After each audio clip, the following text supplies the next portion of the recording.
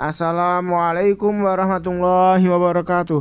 Perkenalkan kami dari kelompok 9 yang beranggotakan yang pertama Cisa Zahra Salsabila 213161012 dan saya sendiri Ratno Flisanuddin dengan NIM 213161023. Di sini saya akan menjelaskan yaitu bagian isi dan penutup karya ilmiah. Bagian isi karya ilmiah yang pertama yaitu bab 1 pendahuluan, yang kedua bab 2 landasan teori, yang ketiga bab 3 metode penelitian, yang keempat bab 4 hasil penelitian dan analisis. Bab 1 pendahuluan yaitu terdiri atas 1. Latar belakang masalah. Latar belakang masalah berisi mengenai permasalahan yang ditemukan di lapangan dan kesenjangan antara kenyataan atau realita dengan teori. Penulis juga menjelaskan alasan dan dasar pemilihan topik. Yang kedua, rumusan masalah. Rumusan masalah berisi mengenai permasalahan yang akan dibahas dalam penelitian dan ditulis dalam bentuk kalimat pertanyaan. Pertanyaan ini akan dijelaskan jawabannya pada bagian pembahasan. Lalu yang ketiga, batasan masalah. Batasan masalah berisi mengenai batasan-batasan permasalahan yang ingin dibahas sehingga cakupan bahasan tidak meluas dan tidak relevan. Lalu yang keempat yaitu tujuan penelitian. Tujuan penelitian berisi tentang kalimat-kalimat pernyataan yang mengacu pada pertanyaan rumusan masalah. Misalnya, jika pada rumusan masalahnya adalah bagaimana pengaruh gadget terhadap gaya belajar siswa, maka di tujuan penelitian dituliskan untuk menjelaskan pengaruh gadget terhadap gaya belajar siswa. Yang kelima yaitu hipotesis. Hipotesis adalah pernyataan sesuatu yang dianggap benar untuk pengutaraan pendapat dan kebenarannya masih perlu dibuktikan dalam penelitian. Yang keenam, manfaat penelitian. Sebuah penelitian tentu memiliki manfaat bagi banyak orang. Pada bagian ini tertulis manfaat-manfaat apa yang diperoleh oleh kalangan tertentu maupun masyarakat pada umumnya.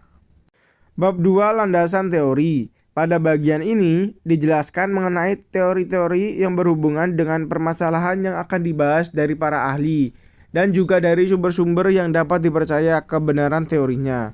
Landasan teori meliputi yang pertama yaitu pembahasan teori. Kedua, kerangka pemikiran dan argumentasi keilmuan diuraikan secara lengkap dan sejalan dengan permasalahan penelitian yang bersumber dari hasil penelitian lain. Lalu yang ketiga, pengajuan hipotesis. Jawaban sementara terhadap masalah yang masih bersifat praduga karena masih harus dibuktikan kebenarannya. Dugaan jawaban tersebut merupakan kebenaran yang sifatnya sementara, yang akan diuji kebenarannya dengan data yang dikumpulkan melalui penelitian. Yang selanjutnya yaitu bab 3 metode penelitian. Pada bagian ini berisi mengenal cara atau sistem yang digunakan pada penelitian agar terbukti atau teruji dengan benar penelitian yang diteliti. Metode penelitian meliputi waktu dan tempat penelitian. Yang kedua, metode dan rancangan penelitian. Rancangan penelitian yang dimaksud adalah kerangka atau sketsa yang didesain oleh peneliti sebagai rencana penelitian. Yang selanjutnya yaitu populasi atau sampel. Populasi yaitu keseluruhan dari variabel yang menyangkut masalah yang diteliti. Sampel adalah sebagian untuk diambil dari keseluruhan objek yang diteliti dan dianggap mewakili seluruh populasi. Yang selanjutnya yaitu instrumen penelitian. Instrumen penelitian yang dimaksud adalah alat-alat yang diperlukan atau dipergunakan untuk mengumpulkan data. Yang selanjutnya, pengumpulan data dan analisis data. Pengumpulan data yang dimaksud yaitu aktivitas mencari data yang dibutuhkan dalam rangka mencapai tujuan penelitian sosial. Yang selanjutnya yaitu bab 4, meliputi hasil penelitian dan analisis. Pada bagian ini berisi mengenai hasil penelitian dan analisis temuan-temuan dalam penelitian. Pada bagian ini, penulis akan menganalisis hasil penelitian yang sesuai dengan teori ataupun yang bertolak belakang dengan teori.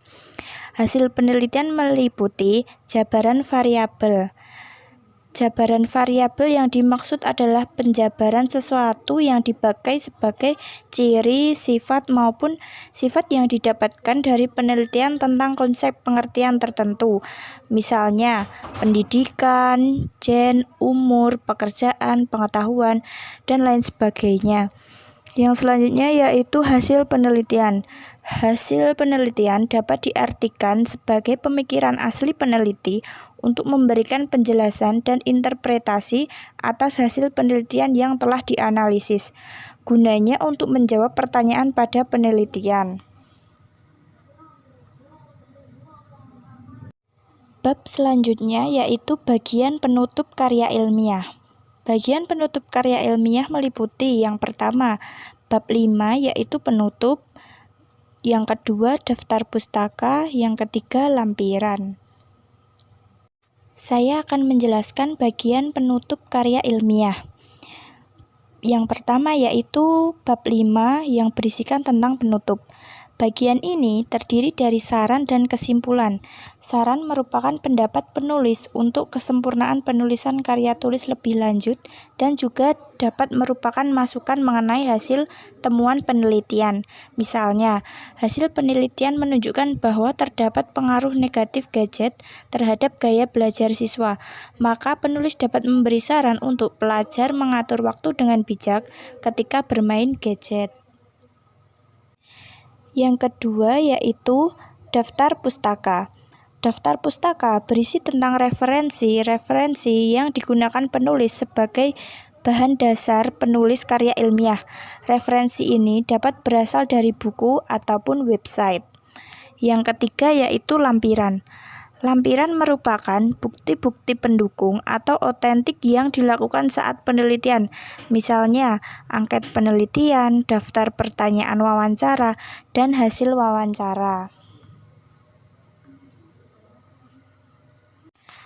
Sekian dari kelompok kami, semoga materi yang kami jelaskan dapat bermanfaat untuk teman-teman. Bila ada salah kata atau perbuatan mohon dimaafkan. Wassalamualaikum warahmatullahi wabarakatuh.